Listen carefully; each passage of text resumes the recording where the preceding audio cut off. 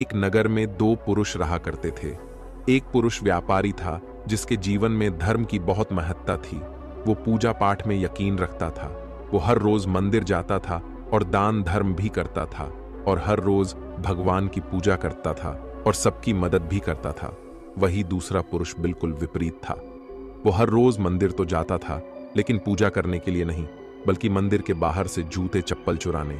उसे दान और धर्म से कोई लेना देना नहीं था और उसे ईश्वर पर विश्वास नहीं था। वह ऐसे ही दूसरे की चीजें चुराकर अपना जीवन व्यतीत करता था। समय बीतता गया और एक दिन बहुत जोर की बारिश हो रही थी। इस वजह से मंदिर में पुजारी के अलावा कोई नहीं था। ये बात जब दूसरे पुरुष को पता चली तो उसने कहा कि यह सही मौका है। मंदिर का धन चुराने का यही विचार करके वह मंदिर के अंदर चला गया। पंडित सो रहे थे।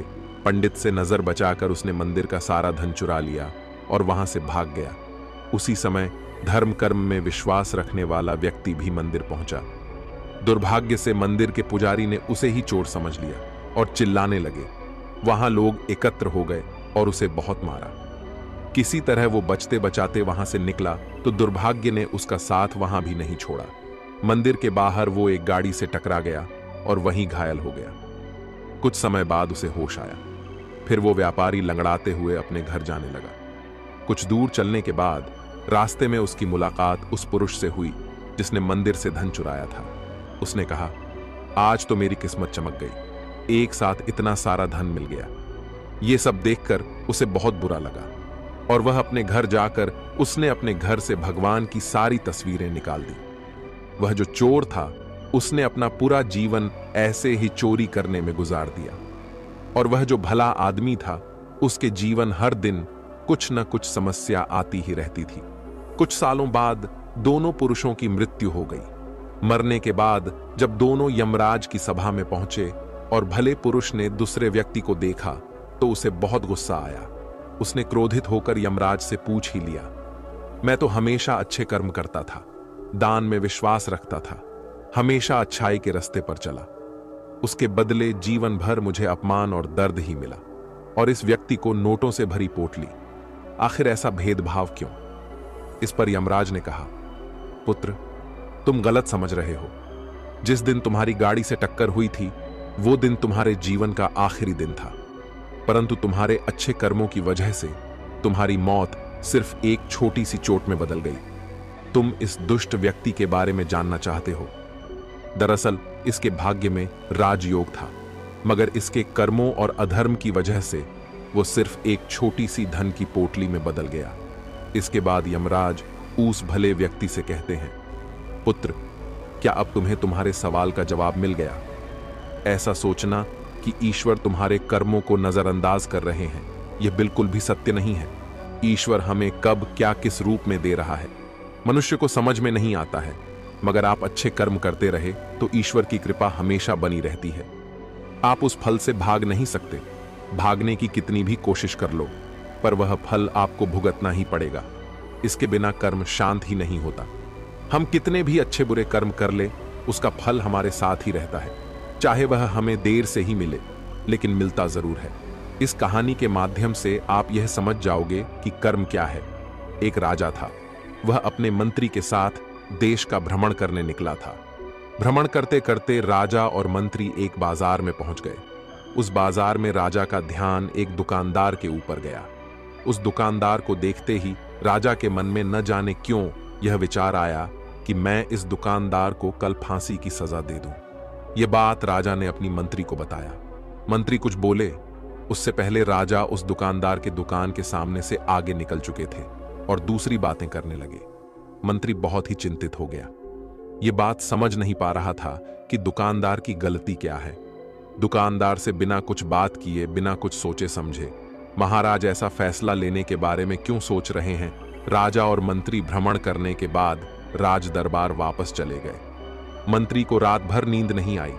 सुबह जागने के बाद मंत्री एक साधारण प्रजा का रूप बनाकर उस दुकानदार के पास गया और उस दुकानदार से पूछा, तुम क्या बेचते हो? दुकानदार ने जवाब दिया, मैं चंदन की लकड़ी बेचता हूं। फिर मंत्री आसपास के लोगों से दुकानदार के बारे में पूछना शुरू किया। सबने जवाब दिया कि दुकानदार किसी से बोलता नहीं है। हमेशा दुखी रहता है। मंत्री को बात समझ में आ गई। मंत्री फिर वापस दुकानदार के पास गया और उस दुकानदार से पूछा, तुम दुखी क्यों रहते हो? दुकानदार ने बताया, मैं दुखी इसलिए रहता हूं क्योंकि मेरे दुकान पर लोग आते हैं, चंदन की लकड़ियां सूंघते हैं और बोलते हैं, बहुत ही सुंदर है, बहुत ही अच्छी महक है, लेकिन कोई खरीदा नहीं है, इसलिए मैं बहुत दुखी रहता हूं। मंत्री दुकानदार की बात सुनकर खुद भी भावुक हो गया।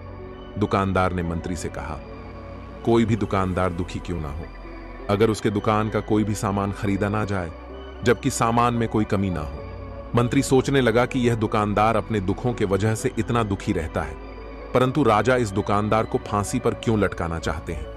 अर्थात राजा के मन में आए हुए विचार का उत्तर अभी तक मंत्री को नहीं मिला था। मंत्री ने फिर दुकानदार से पूछा, भाई तब तुम क्या करोगे? अगर तुम्हारे दुकान की सारी चंदन की लकड़ियां ऐसे ही रखी रह जाएंगी? तो दुकानदार ने गुस्से भाव में बोला, हां मैं जानता हूं, मेरी चंदन की लकड़ियां ऐसे ही रह जाएंगे, कोई नहीं खरीदेगा। इसीलिए मैं सोचता हूं कि हमारे नगर का राजा जल्दी से मर जाए। अगर वह जल्दी से मर जाता तो मैं उस राज दरबार में उस राजा के देह संस्कार के लिए अपनी चंदन की लकड़ियां देता, जिससे मुझे कुछ पैसे मिल जाते, और इस बाजार के अलावा बाकी के लोगों को भी मेरे चंदन की लकड़ी के बारे में पता चलता, तो फिर शायद कुछ ना कुछ लोग मेरी दुकान से जरूर खरीदने आते चंदन की लकड़ी। मंत्री दुकानदार की बात को सुनकर सब कुछ समझ गया और उसके मन में एक विचार आया। मंत्री ने दुकानदार से चंदन की कुछ लकड़ियां खरीद लिए। इस खरीदारी से दुकानदार को कुछ पैसे भी मिल गए और वह थोड़ा खुश भी हो गया। मंत्री चंदन की लकड़ियां को लेकर वापस राज दरबार चला आया। राज दरबार पहुंचकर मंत्री ने उन चंदन की लकड़ियां को राजा के समक्ष रख दिया और बोला कि हे राजन, यह चंदन की लकड़ियां उसी दुकानदार ने आपको भेंट किया है जिस दुकानदार को आप फांसी देने के लिए सोच रहे थे। राजा उन चंदन को सूंघने के बाद बड़े ही प्रसन्न हुए। उन्होंने कहा, यह चंदन की लकड़ियां बहुत ही ज्यादा खुशबूदार हैं। दुकानदार के इस अनोखे भेंट से राजा बहुत खुश हुए और मंत्री को कुछ स्वर्ण मुद्राएं दी तथा बोले, जाओ उस दुकानदार को यह स्वर्ण मुद्राएं इनाम में देना और बोलना कि आज के बाद मैं जब कभी भी चंदन की लकड़ी की जरूरत पड़ेगी तब तुम्हारे दुकान से ही चंदन की लकड़ी ली जाएगी। मंत्री जी मुस्कुराने लगे तथा यह सोचने लगे कि अब तो राजा के मन में उस दुकानदार को फांसी देने का विचार आ ही नहीं सकता, क्योंकि अब तो हमेशा राज दरबार के लिए चंदन की लकड़ियों का इंतजाम की जिम्मेदारी उस दुकानदार को जो मिल गई है। मंत्री स्वर्ण मुद्राओं को लेकर वापस उस दुकानदार की तरफ चल दिया। इधर राजा इस विचार में पड़ गए कि वह दुकानदार तो बड़ा ही अच्छा इंसान है। जिस वक्त मैं उसके बारे में यह सोच रहा था कि मैं इसको कल फांसी दे दूंगा, तब शायद उसके मन में उस समय यह विचार चल रहा था कि राजन पहली बार मेरे दुकान के सामने आए हैं, क्यों ना मैं उनको अपनी सुंदर और खुशबूदार लकड़ियों को भेंट करूं।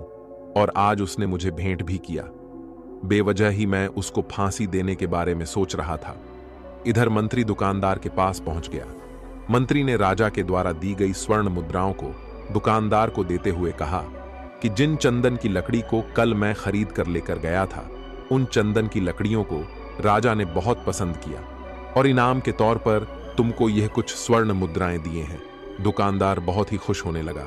साथ ही साथ मंत्री ने उस दुकानदार को यह भी बताया कि अब आज के बाद राज दरबार में जब कभी भी चंदन की लकड़ियों की जरूरत पड़ेगी तो सारी चंदन की लकड़ियां तुम्हारी दुकान से ली जाएगी। दुकानदार मंत्री की बात सुनकर बहुत ही खुश हो गया और मंत्री ने दुकानदार से पूछा, क्यों भाई, तुम तो राजा के बारे में इतना बुरा भला सोचते थे, लेकिन देखो राजा तुम्हारी कितनी चिंता करते हैं, राजा कितने अच्छे हैं, राजा अपनी प्रजा के बारे में कभी भी गलत नहीं सोचते हैं। दुकानदार मंत्री की बात से सहमत हो गया और बहुत दुखी हुआ। दुकानदार मंत्री से बोला, मैं कितना गलत सोचता था राजा के बारे में, राजा तो बड़े ही अच्छे हैं, बड़े ही भले राजा हैं। भगवान करे कि राजा की बहुत ही लंबी आयु हो। यह बात सुनकर मंत्री भी बहुत खुश हुआ। फिर मंत्री वहां से वापस राज दरबार को चला गया। तो दोस्तों, अब आप समझ गए होंगे कि कर्म क्या है। कर्म एक बोले हुए शब्द है, कर्म एक वाणी है, कर्म एक सोच है, कर्म एक भावना है। कर्म हर एक इंसान की खुद के विचार होते हैं। हमारे विचार जैसे रहेंगे हम वैसे ही कर्म करेंगे और उन्हीं विचारों के द्वारा की हुई कर्म हमारे सुख और दुख के लिए उत्तरदायी होंगे। अर्थात हमारे विचार अगर गलत हैं तो हमारे द्वारा की हुई कर्म भी गलत होगी तथा इसका परिणाम भी गलत निकलेगा। परिणाम स्वरूप हम दुखी रहेंगे। अगर हमारे विचार सही रहेंगे तो हम सही कर्म करेंगे, सही कर्म करेंगे तो फिर सही फल मिलेगा, जिससे हम सुखी रहेंगे। दोस्तों, इस कहानी से हमने यह सीखा कि अगर हमारे विचार सही रहेंगे, निष्पाप रहेंगे, तो उन्हीं निष्पाप और सही सोच की वजह से लिया गया हर फैसला सही होगा। जब सही फैसला लेंगे तब वह हमारे द्वारा की हुई सही कर्म होंगे। जब सही कर्म होंगे तो सही परिणाम मिलेगा, जिसके वजह से हम सुखी रहेंगे, हम खुश रहेंगे। तथा इसी जगह पर अगर हमारे विचार गलत रहेंगे तो हमारे द्वारा लिया गया फैसला भी गलत होगा और किया गया कर्म भी गलत होगा। तो दोस्तों, कैसी लगी आपको ये कहानी? आप हमें कमेंट सेक्शन में जरूर बताना, और अच्छी लगी हो तो इस चैनल को सब्सक्राइब जरूर कर लेना। तो चलिए मिलते हैं ऐसी ही कोई नई कहानी में। तब तक के लिए अपना ख्याल रखिए। धन्यवाद और नमो बुद्धाय।